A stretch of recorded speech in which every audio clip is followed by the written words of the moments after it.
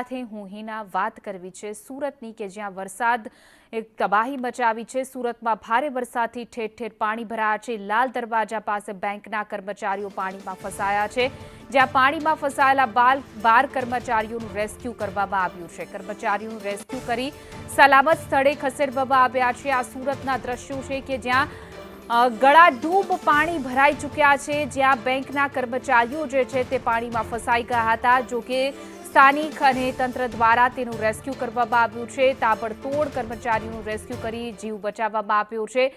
જોઈ શકાય છે કે ગળાડૂબ પાણીમાંથી આ કર્મચારીઓનું રેસ્ક્યુ કરવામાં આવી રહ્યું છે। સુરતમાં વહેલી સવારથી અને ગઈકાલ સાંજથી જે રીતે અનરાધાર વરસાદ વરસી રહ્યો છે તેને લઈને જળમગ્ન થયું છે સુરત ફરી ગઈ છે। તત્ર સર્વત્ર પાણી જ પાણી જોવા મળી રહ્યું છે, જેને લઈને અનેક જગ્યાએ ઘરોમાં પાણી ઘૂસી ગયા છે, અનેક વિસ્તારો પાણીથી તરબોળ થયા છે।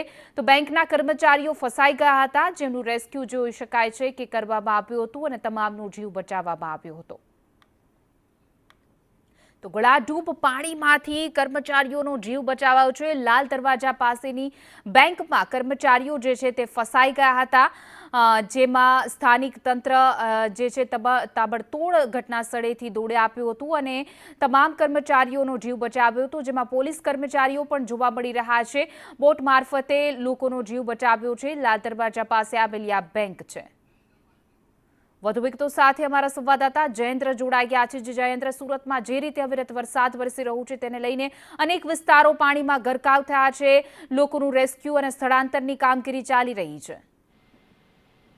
જી હિના, જે રીતે સુરતમાં મેઘરાજાએ મન મૂકીને વરસી રહ્યા છે ત્યારે મેઘરાજાએ સુરત બદલી નાખી છે। ત્યારે અનેક સ્થળોએ ઘૂંટણસમાં પાણી ભરાયા છે, તો અનેક સ્થળે પાણી આખો રોડ ગરકાવ થઈ ચૂક્યા છે। દુકાને ડૂબી ગઈ છે। ત્યારે પાણી ભરાવાના કારણે સુરતના લાલ દરવાજા પાસે આવેલ સર્વોદય બેંકના 12 જેટલા કર્મચારીઓ ત્યાં ફસાયા હતા, જેની માહિતી મળતા ફાયરના કર્મચારીઓ અને સ્થાનિક પોલીસનો કાફલો ત્યાં પહોંચ્યો હતો અને બોટ મારફતે 12 કર્મચારીઓને એક બાદ એક આબાદ બચાવ કરી સલામત સ્થળે ખસેડી તેમનું રેસ્ક્યુ કર્યું હતું।